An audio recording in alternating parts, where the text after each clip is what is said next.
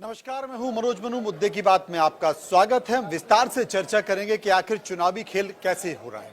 जी हां, आपको तमाम सीटों का समीकरण बताएंगे। सबसे पहले मैं आपको बता दूं कि मध्य प्रदेश में बीजेपी की 127 सीटें हैं और इन 127 सीटों में अभी तक जो नाम निकल कर आए हैं, 57 सीटों पर उम्मीदवार बीजेपी ने, यानी कि सभी 57 सीटों पर जो विधायक हैं, पार्टी ने उनको टिकट दे दिया है। अब कितने बचे? 127 में से अगर 57 हटा दे तो 70 सीटें बची हैं और 70 सीटों पर जो विधायक हैं उनमें किसे टिकट मिलेगा, किसे टिकट नहीं मिलेगा, इसी बात की उठापटक है। बहुत सारे ऐसे उम्मीदवार हैं क्योंकि सब कुछ दिल्ली के पास है, दिल्ली तय कर रही है। और आज भी जो तमाम उम्मीदवार 70 ऐसे उम्मीदवार हैं जिन पर मंथन चल रहा है, भोपाल में बैठक हो रही है इस बात को लेकर के किसे टिकट दिया जाए और किसे टिकट नहीं दिया जाए। चूंकि वहां से जब सब कुछ तय हो जाएगा तो फिर से 15 तारीख को दिल्ली में केंद्रीय चुनाव समिति की बैठक होगी, उसमें तय किया जाएगा कि क्या कुछ होता है और क्या कुछ नहीं। अब जो 57 अभी तक रिपीट हुए उनमें से 24 मंत्री ऐसे हैं जिन्हें टिकट दे दिया गया है। 9 मंत्री ऐसे बचे हैं जिन्हें अभी तक टिकट नहीं दिया गया है। उन पर मंथन चल रहा है, उन पर चिंतन चल रहा है इस बात को लेकर कि क्या इन्हें टिकट दिया जाए या नहीं दिया जाए। उसके पीछे का कारण क्या है? उसके पीछे का कारण यह है कि कुछ मंत्री विवाद में हैं और कुछ जीतने की स्थिति में नहीं है और कुछ की सीट बदली जानी है।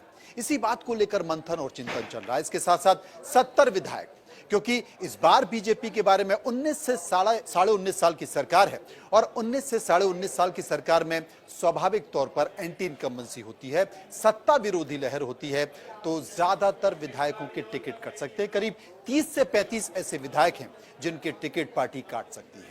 मेरे पीछे आप एक ग्राफिक्स देख रहे हैं, यह पूरा ग्राफिक है जिसमें 9 मंत्री हैं।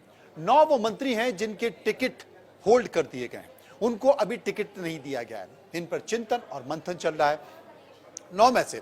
अब इस ग्राफिक्स में ये 3 चेहरे क्यों लगे हुए हैं? इन 3 चेहरे लगने का कारण है, एक तो देश के प्रधानमंत्री नरेंद्र मोदी के नाम पर यह चुनाव लड़ा जा रहा है, मध्य प्रदेश विधानसभा 2023।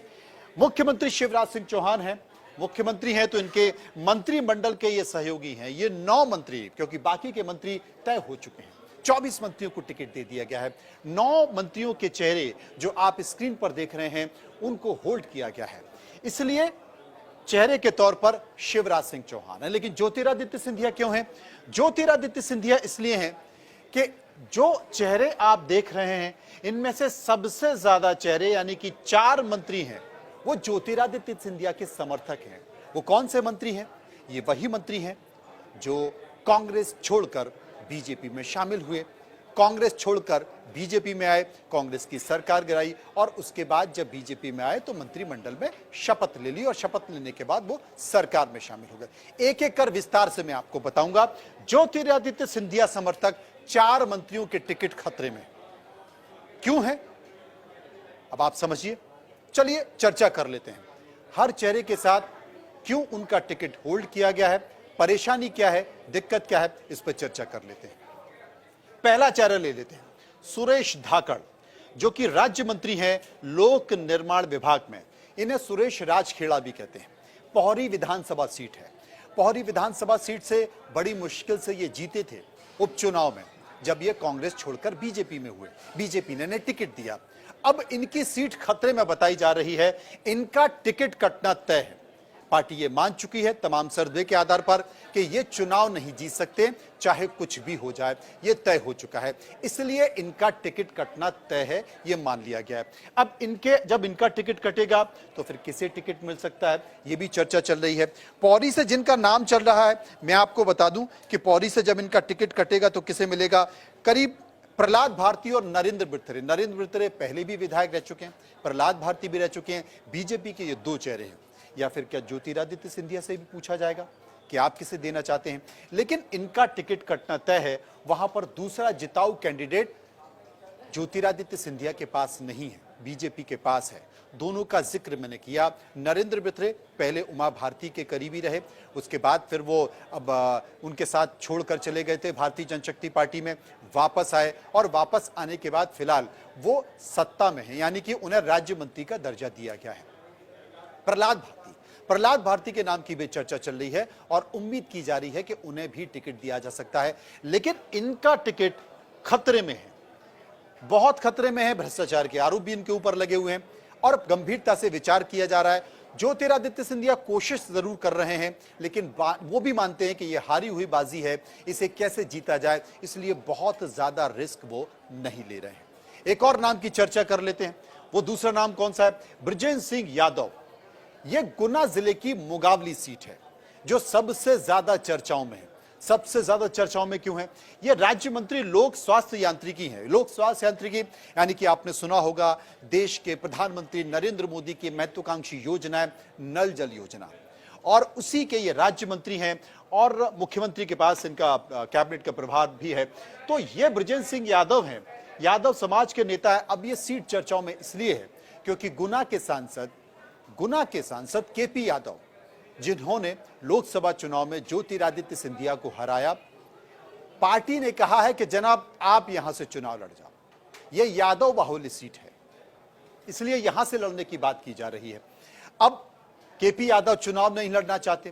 केपी यादव पार्टी आलाकमान को यह बता चुके हैं कि अगर मुझे चुनाव लड़ाया गया तो निश्चित तौर पर मैं चुनाव हार सकता हूं, क्योंकि ज्योतिरादित्य सिंधिया और उनके समर्थक मुझे चुनाव हरा सकते हैं और लगातार वो मुझे परेशान और प्रताड़ित कर सके। ये बात उन्होंने पार्टी आलाकमान को कह दी है। वो लड़ना नहीं चाहते हैं, सब कुछ पार्टी के ऊपर है। लेकिन इसके साथ विवाद क्या क्या है? इसके साथ विवाद है इनके ऊपर गंभीर भ्रष्टाचार के आरोप लगे। अगर आप राजनीति में हैं, आप अपने लोगों के साथ उठते बैठते हैं और अचानक से आपके पास पद आता है, आप विधायक बनते हैं, सांसद बनते हैं, मंत्री बनते हैं और उसके बाद अपार पैसा आता है तो वो दिखता है, तो साथ के लोगों को पैसा दिख रहा है और ये फंड मैनेजर भी कहे जा रहे हैं कुछ खास चेहरों के, इसलिए इनके ऊपर इस तरह के आरोप लगे हैं। एक और विवाद है, चूंकि चर्चा सीडी की बहुत हो रही है, ऐसी चर्चा है कि इनकी सीडी भी आ गई है। एक महिला से संबंध के बारे में चर्चा की जा रही है, लेकिन अब तक वो बाहर नहीं आई है, वो पार्टी आलाकमान के पास पहुंच गई है, ऐसी सूत्रों से हमें जानकारी मिल रही है। इसलिए इनका टिकट भी खतरे में है और ये जीतने की स्थिति में नहीं है, इस तरह की जानकारी आ रही है। ज्योतिरादित्य सिंधिया कोशिश कर रहे हैं कि इन्हें टिकट मिल जाए, लेकिन पार्टी गंभीर मंथन और चिंतन कर रही है। अब इस मुगावली सीट से आपको यह समझना पड़ेगा कि इस मुगावली सीट से कौन लड़ सकता है। ये भारतीय जनता पार्टी के पुराने नेता स्वर्गीय देशराज यादव, जो अब नहीं है, बाई साहब उनकी पत्नी। बीजेपी कोशिश कर रही है कि बाई साहब को उन्होंने संदेश भिजवाया है कि आप यहां से चुनाव लड़ जाओ, उन्होंने मना कर दिया। उनके दो बेटे हैं, देशराज यादव के दो बेटे हैं। उन दोनों बेटों में कौन है? यादवेंद्र यादव, जो कि कांग्रेस में चले गए हैं, उन्होंने कमलनाथ के साथ सदस्यता ले ली है, कांग्रेस उन्हें टिकट देने जा रही है। इनके ससुर यादवेंद्र यादव के ससुर उत्तर प्रदेश में एमएलसी हैं, समाजवादी पार्टी से रहे हैं, यादवों में अच्छा खासा एक पकड़ भी है, इसलिए उम्मीद की जा रही है कि कांग्रेस से यादवेंद्र यादव को टिकट मिल जाएगा। गुड्डू राजा, जो कि ललितपुर के सुजान सिंह बुंदेला परिवार से हैं, वो टिकट चाहते थे, पार्टी ने, कांग्रेस ने शामिल तो करा लिया लेकिन उनको टिकट नहीं दिया।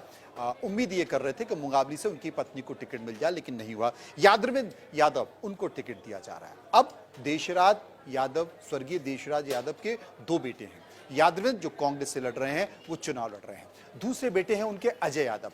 अब देशराज की जो पत्नी है, स्वर्गीय देशराज की पत्नी है बाई साहब, उन्होंने कहा कि मैं लड़ना नहीं चाहती, मेरे बेटे अजय यादव को दे दो। अजय यादव जीतने की स्थिति में नहीं है, क्या किया जाए? मंथन इस बात को लेकर चल रहा है। अगर देशराज की पत्नी तैयार हो गई लड़ने के लिए तो पार्टी महेंद्र यादव का टिकट काट सकती है। इनका टिकट भी खतरे में है, यानी कि ज्योतिरादित्य सिंधिया खेमे के ये मंत्री सुरेश राजखेड़ा 100% हार रहे हैं चुनाव। इनकी स्थिति बेहद कमजोर है, जमीन इनकी कमजोर है। ज्योतिरादित्य सिंधिया के आए हुए नेता और कार्यकर्ता और पुराने बीजेपी के नेता कार्यकर्ता में टकराव है, बहुत मुश्किल है जीतना। वही स्थिति यहां पर देखी जा रही है महेंद्र सिंह यादव को लेकर। ये इनके मुकाबले थोड़ा मजबूत हैं, लेकिन जैसा कि मैंने बताया, एक विवाद सीडी के बारे में सूत्रों से जानकारी मिली है, वो ऊपर तक पहुंच गई है। ये भी चर्चा है, जिस महिला की वो सीडी बताई जा रही है, वो महिला काफी दिनों से गायब है। बताया जा रहा है कि सहमति से ही गायब हैं। अब क्या चीजें निकल कर आती, इंतजार करना होगा, लेकिन पार्टी आलाकमान को इनके बारे में जानकारी मिल गई है। एक और चेहरा OPS Bhadauria. OPS Bhadauria Mehgaon seat से चुनाव लड़े थे और महगांव सीट से कांग्रेस में जीत कर आए थे। जब शामिल हुए बीजेपी में तो इस्तीफा दिया तो उपचुनाव में वो फिर जीत गए। उपचुनाव में जीत गए। जब बीजेपी से चुनाव लड़े थे तो मुकेश चौधरी मजबूत दावेदार विधायक भी रहे हैं, उनको इन्होंने चुनाव हराया। अब इनकी स्थिति बहुत खराब है, बहुत खराब यानी कि बहुत खराब है, जीतने की स्थिति में नहीं है। भिंड में, मुरैना में, ग्वालियर चंबल में रेत का बड़ा कारोबार होता है। इन्होंने रेत के कारोबार में कोई कसर नहीं छोड़ी है, ऐसा तमाम आरोप लगा रहे हैं। बीजेपी कार्यकर्ताओं के साथ भी जो बीजेपी के पुराने कार्यकर्ता हैं, क्योंकि ये तो नए बीजेपी के हैं, तालमेल नहीं है, सामंजस्य नहीं है और उसी तालमेल और सामंजस्य के कारण अब ये हारने की स्थिति में है, ये चुनाव नहीं जीत पाएंगे। तमाम सर्वे ऐसा बता रहे हैं कि ओपीएस भदौरिया चुनाव नहीं जीत पाएंगे और संगठन वहां से अपने पुराने विधायक मुकेश चौधरी को टिकट देना चाहता है। संगठन ने इशारा भी किया है, लेकिन इस इशारे की बात यहां पर आकर रुकती है। अगर ज्योतिरादित्य सिंधिया तैयार हो जाते हैं ओपीएस का टिकट काट के किसी दूसरे व्यक्ति को टिकट देने में और अगर ये सहमति दे देते हैं तो ये चीजें बड़ी आसान हो जाएंगी और मुकेश चौधरी को टिकट मिल जाएगा। लेकिन ये अगर लड़े तो डगर पनघट की बहुत मुश्किल है, जीतने की स्थिति में नहीं है, इसलिए इनका भी टिकट कट रहा है। अब एक और चेहरा यशोधरा राजे सिंधिया, जो कि कैबिनेट मंत्री रही हैं, खेल मंत्री रही हैं, युवा कल्याण मंत्री रही हैं और राजमाता सिंधिया की बेटी हैं। असल में सिंधिया परिवार के जो चेहरे हैं वो राजनीति में हैं। वसुंधरा राजे सिंधिया जो कि राजस्थान की मुख्यमंत्री हैं, संघर्ष वहां भी चल रहा है। यशोधरा राजे सिंधिया जो कि राजमाता की बेटी हैं, इन्होंने खुद अपनी मर्जी से कहा है कि मैं चुनाव नहीं लड़ूंगी क्योंकि कोरोना के कारण मेरा स्वास्थ्य ठीक नहीं है। उसके पीछे का एक कारण और है, वीरेंद्र रघुवंशी, इनकी जो सीट है वो शिवपुरी है और वीरेंद्र रघुवंशी जो कि पहले बीजेपी में थे, उन्होंने बीजेपी छोड़ दी। अब बीजेपी में क्यों थे? पहले वो सिंधिया के साथ कांग्रेस में थे, सिंधिया जी को छोड़कर फिर वो बीजेपी में आ गए और जब बीजेपी में आ गए तो उन्हें पता नहीं था कि ज्योतिरादित्य सिंधिया यहां पर आ जाएंगे और जब ज्योतिरादित्य सिंधिया यहां आ गए तो उनकी मंत्री हैं, उनकी सत्ता है, केंद्र में संबंध है, बातचीत करके सरकार भी उन्होंने बनाई है। तो वीरेंद्र रघुवंशी अपने आप को सफोकेटेड महसूस करने लगे, उन्हें घुटन महसूस होने लगी और वापस वो कांग्रेस में चले गए और इसी सीट से वो चुनाव लड़ने वाले हैं। यशोधरा राजे सिंधिया जिस सीट से चुनाव लड़ती हैं, बहुत कांटे की टक्कर है, जीतने की प्रबल संभावना वीरेंद्र रघुवंशी की, जो कि सर्वे बता रहे हैं और यह सीट कमजोर है। इसलिए यशोधरा राजे सिंधिया ने अपने स्वास्थ्य का हवाला देते हुए उन्होंने कहा कि मैं चुनाव नहीं लड़ूंगी, दूसरे लोगों को मौका मिलना चाहिए। एक अच्छा संकेत देने की कोशिश की है। अब यहां से कौन लड़ सकता है यह तो हट गई है, कौन होगा? क्या यशोधरा राजे सिंधिया जिसके नाम पर सहमति देंगी वही लड़ेगा? उम्मीद की जा सकती है। चेहरे के तौर पर देवेंद्र जैन का नाम आ रहा है। देवेंद्र जैन है, राजू बाथम है और धैर्यवर्धन सिंह, तीन नाम है, लेकिन देवेंद्र जैन और राजू बाथम जो कि जिला अध्यक्ष हैं, दोनों चुनाव लड़ सकते हैं, इनको टिकट मिल सकता है और यहां पर अगर इनको टिकट मिला तो कांटे की टक्कर होगी और लेकिन फिर भी वीरेंद्र रघुवंशी भारी पड़ सकते हैं, ऐसा सर्वे बता रहे हैं, तमाम सारी परिस्थितियां बता रही हैं। अब इसके बाद आगे चलते हैं, एक और नाम है, वो भी नाम किसका है? ज्योतिरादित्य सिंधिया के कट्टर समर्थक। आप बयानबाजी भी देखते होंगे, बयान भी देखते होंगे, महेंद्र सिसोदिया।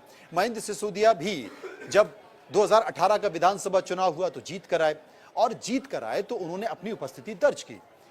फिर सरकार गिरी तो फिर वापस उपचुनाव में भी जीते, बड़ी मुश्किल से जीते लेकिन जीत गए, मंत्री बन गए, वहां भी कैबिनेट मंत्री थे और यहां भी कैबिनेट मंत्री रहे। अब पंचायत ग्रामीण विकास विभाग ये चलाते हैं, गंभीर भ्रष्टाचार के आरोप इनके ऊपर लगते रहे, कार्यकर्ताओं की अनदेखी के आरोप लगते रहे, अपने लोगों के काम ना करने के आरोप लगते रहे और सबसे बड़ी बात है कि शिवपुरी में जो पुराने बीजेपी के नेता हैं और नई बीजेपी, यानी कि तीन बीजेपी जिनका जिक्र किया जाता है, एक तो शिवराज बीजेपी, एक महाराज बीजेपी और एक नाराज बीजेपी। नाराज बीजेपी यानी कि पुरानी बीजेपी, तालमेल नहीं बैठ पा रहा। तो एक बड़ा कारण यह है और दूसरा जो सबसे बड़ा कारण है वो सबसे बड़ा कारण है सीडी का। ऐसा कहा जा रहा है कि एक और सीडी है किसी महिला की, उसके कारण महेंद्र सिसोदिया विवादों में आ गए हैं और इसकी पूरी जानकारी और वो सीडी भी पार्टी आलाकमान तक पहुंच चुकी है। वो सीडी मध्य प्रदेश के एक बड़े बीजेपी के नेता, कद्दावर नेता जो सब कुछ तय भी कर रहे हैं, उनके खास समर्थक के पास है और ऐसी चर्चा की जा रही है चूंकि ये महाराज बीजेपी है और जो नाराज बीजेपी है उनके बीच तालमेल नहीं है, और वो सीडी नाराज बीजेपी के पास है, शिवराज बीजेपी के पास है, और जब इनको टिकट मिल जाएगा तो वो सीडी बाहर आ जाएगी। उस वक्त पार्टी की बड़ी खराब स्थिति हो सकती है। तो ये जो चेहरा है, हालांकि ये चेहरा इस विधानसभा सीट पे ठीक ठाक चेहरा है, मजबूत चेहरा है। अब अगर इनके सामने उम्मीद की जा रही है सुमेर सिंह गड़ा, उनको टिकट दिया जा सकता है कांग्रेस की तरफ से, और उनको टिकट दिया जाएगा तो मजबूत स्थिति में है। लेकिन यह नाम अगर हट गया तो सुमेर सिंह गड़ा की स्थिति मजबूत हो जाएगी बमोरी की। अब सबसे बड़ी बात है कि इन्हें टिकट दिया जाए कि नहीं दिया जाए, लेकिन वही है कि जो सीडी है वो गाने की सीडी है या काय की सीडी है, लेकिन सीडी है, और वो सीडी आला कमान तक पहुंच चुकी है। एक पत्रकार हैं गुना के, उनके ऊपर कई सारे प्रकरण भी दर्ज कराए गए हैं, और वो प्रकरण जो लगातार एक के बाद एक दर्ज कराए गए वो इन्हीं के इर्द गिर्द घूमते नजर आ रहे हैं। इसलिए पार्टी आलाकमान ने ये टिकट होल्ड किया हुआ है, मंथन चल रहा है। ज्योतिरादित्य सिंधिया ने अपनी पूरी ताकत लगाकर रखी है, इनके पक्के समर्थक हैं, इनके कट्टे समर्थक हैं महेंद्र सिंह सिसोदिया, इसमें कोई शक नहीं है, लेकिन ये फंसे हुए हैं और यहां पर इनका टिकट कट सकता है। एकदम खतरे की घंटी यहां पर है इनके नाम पर। आगे बढ़े, चलिए आगे बढ़ते हैं। और अब ये सिंधिया बीजेपी है जो खत्म हो गई है। अब आगे बढ़ते हैं, बात कर लेते हैं नाराज बीजेपी की और शिवराज बीजेपी की। अब एक और चेहरा गौरी शंकर बिसेन। गौरी शंकर बिसेन, इनके बारे में आप थोड़ा समझ लीजिए। गौरी शंकर बिसेन लगातार बड़े नेता रहे हैं, 7 बार के विधायक हैं, 2 बार के सांसद हैं, और इन्हें टक्कर देने वाला कोई नहीं बालाघाट सीट से। अब इनका टिकट क्यों होल्ड है? इनका टिकट इसलिए होल्ड है क्योंकि ये लंबे समय तक 2018 में ये अपनी बेटी के लिए मांग कर चुके थे, मौसम बिसेन। उनका कहना है कि भाई पार्टी से मांग कर रहा हूं कि मौसम बिसेन को टिकट दे दिया जाए। अब भी मांग कर रहे हैं। आपको याद होगा पिछड़ा वर्ग ने अभी अध्ययन किया था, सुप्रीम कोर्ट में तमाम आंकड़े जारी किए थे, फिर बाद में इन्हें पिछड़ा वर्ग आयोग का अध्यक्ष बनाया गया था, इन्हें मंत्री नहीं बनाया गया था। तो नाराजगी भी थी, लेकिन अब इन्हें मंत्री बना दिया गया। हाल ही में 3 मंत्रियों ने शपथ ली है। एक गौरी शंकर बिसेन है, दूसरे राजेंद्र शुक्ला हैं, और तीसरे मंत्री राहुल सिंह जो कि उमा भारती के भतीजे हैं। 3 लोगों को मंत्री बनाया गया है। तो गौरी शंकर बिसेन मंत्री तो बन गए हैं, लेकिन ये अभी भी अपनी बेटी मौसम बिसेन के लिए टिकट मांग रहे हैं। और पार्टी का ये कहना है, चूंकि कंकर मुंजारे बड़े पुराने नेता रहे हैं वहां पर, उनके परिवार से अनुभव मुंजारे हैं, वो बड़ी स्ट्रांग कैंडिडेट हैं, वो टक्कर दे सकती हैं, और अगर मौसम बिसेन वहां से चुनाव लड़ेंगी तो अनुभव मुजारे भारी पड़ेंगी। इसलिए अनुभव मुजारे चुनाव लड़ सकती हैं, इसलिए गौरी शंकर बिसेन पार्टी चाहती है कि उन्हीं को टिकट मिले। वो जीतने की स्थिति में है, रिस्क लेना पार्टी नहीं चाहती, इसलिए इसे होल्ड किया गया है। और ये गौरी शंकर भी हैं जिन्हें खास तौर पर नाम दिया जाता है बाबू साहब का, उन्हें समझाने की कोशिश की जा रही है कि आप ही विधानसभा चुनाव लड़िए। ये इसके कारण होल्ड है। एक और नाम राम खिलावन पटेल। राम खिलावन पटेल को बड़ी उम्मीदों के साथ मंत्री बनाया गया था कि विंध्य में अपनी उपस्थिति को दर्ज करने के लिए थोड़े ठंडे पड़े। इसके साथ साथ ताजा विवाद कि कथावाचक ब्राह्मण नेता, क्योंकि ब्राह्मणों की नाराजगी विंध्य में बहुत ज्यादा है, इसी कारण राजेंद्र शुक्ला को मंत्री बनाया गया था। लेकिन एक और ब्राह्मण नाराज हो गए, सीधी से टिकट कट गया। असल में अब तक जो सूची जारी हुई है 57 लोगों की, उसमें 3 टिकट कटे हैं। सीधी से टिकट कट गया, मैयर से टिकट कट गया, और नरसिंहपुर से जालम सिंह पटेल का टिकट कट गया। जालम सिंह की भरपाई उनके भाई के तौर पर हो गई, प्रहलाद पटेल के तौर पर। तो ये जो चेहरा है राम खिलावन पटेल, वहां पर ब्राह्मणों की नाराजगी का एक कारण और है कि पटेलों ने वहां पर कथावाचक ब्राह्मण को जमकर पीटा है। तो इनकी सीट पर यानी कि अमरपाटन पर नाराजगी बहुत देखी जा रही है, और वो नाराजगी इस बात को लेकर है कि ब्राह्मण बहुत नाराज हो गए। अगर इन्हें टिकट दे दिया जाता है तो ब्राह्मणों की नाराजगी, उधर दूसरे ब्राह्मण नेता केदार शुक्ला है, उनकी नाराजगी, बड़ी मुश्किल से ब्राह्मणों की नाराजगी को खत्म करने के लिए बनाया गया है केदार शुक्ला को। और दूसरी जो बड़ी चीज है, गणेश सिंह जो कि सांसद हैं, विधानसभा चुनाव लड़ने जा रहे हैं। गणेश सिंह से भी इनकी पटती नहीं है, इसीलिए। और इनके बारे में ये कहा जा रहा है कि जो सीट है सिहावल, जहां पर कमलेश्वर पटेल कांग्रेस के नेता हैं, उनसे इनकी बड़ी अच्छी पटती है, सेटिंग होती है, पार्टी के ऊपर भी सेटिंग होती है ना, तो इनकी अच्छी सेटिंग है, इसलिए पार्टी की नजर में है, इनका टिकट कट सकता है, पार्टी इन्हें टिकट काट कर किसी और को दे सकती है। एक और चेहरा इंदर सिंह परमार। इंदर सिंह परमार संघ का चेहरा है। इनका पार्टी ने टिकट होल्ड क्यों किया है? इनका पार्टी ने टिकट होल्ड इसलिए नहीं किया है कि ये चुनाव हार सकते हैं या इनके ऊपर करप्शन के आरोप लगे हैं या भ्रष्टाचार के आरोप लगे हैं। इनको टिकट पार्टी ने इसलिए होल्ड किया है क्योंकि वहां पर 2 सीट हैं, शुजालपुर और काला पीपल। काला पीपल से कौन चुनाव लड़ता है? काला पीपल से कुणाल चौधरी, जो कि कांग्रेस के युवा नेता हैं, वो चुनाव लड़ते हैं। मजबूत उम्मीदवार हैं, उन्हें हराने के लिए कोई भी ढंग का कैंडिडेट काला पीपल से नहीं मिल रहा है। और अब काला पीपल से कौन? मेवाड़, और मेवाड़ के साथ साथ या तो राजपूत। ये 2 लोग जब चुनाव लड़ते हैं तो उपस्थिति बेहतर होती है। और मेवाड़ के साथ साथ राजपूत में से किसे टिकट दिया जाए? अब इंदर सिंह परमार ओबीसी हैं, पार्टी ये कोशिश कर रही है। अच्छा, इनके बारे में क्यों विचार किया जा रहा है?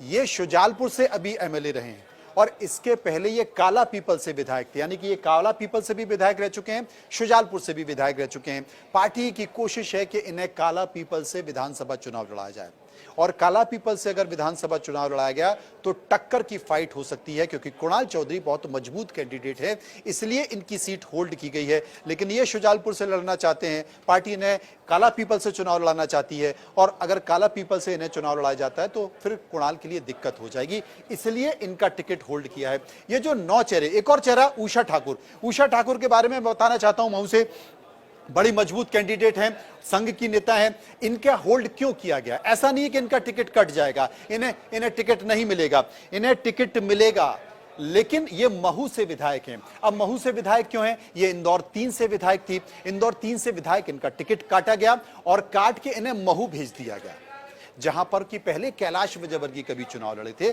और कैलाश ने कहा था कि मैं आपके लिए काम करूंगा, मैं आपको जिता के लाऊंगा। तो इंदौर 3 से इनका टिकट काटा गया। इंदौर 3 से इसलिए काटा गया क्योंकि आकाश विजयवर्गीय, जो कैलाश विजयवर्गीय के बेटे हैं, वो यहां से आसानी से जीत सकते थे, इसलिए इनका टिकट काटा गया था। इसलिए इन्हें इंदौर 3 से हटाकर महू भेज दिया गया।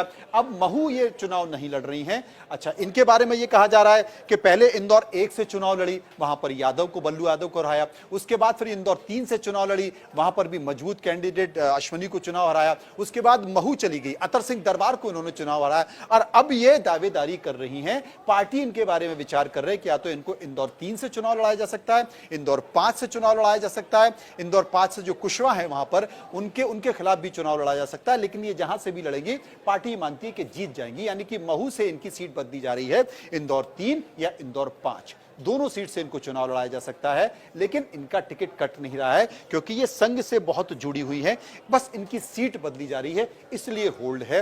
वो इंदौर 3 भी हो सकती है, इंदौर 5 भी हो सकती है विधानसभा चुनाव। तो ये जो तमाम समीकरण है 9 मंत्रियों का, वो मैंने आपको बताने की कोशिश की। बहुत जल्द सूची जारी हो जाएगी, 16 तारीख के आसपास ये बीजेपी की जारी हो जाएगी और मैंने जो आपको समीकरण बताया, समीकरण उसी के इर्द गिर्द घूमता नजर आएगा। फिलहाल मुद्दे की बात में इतना ही। आप चलते रहिए खबरों के साथ। नमस्कार।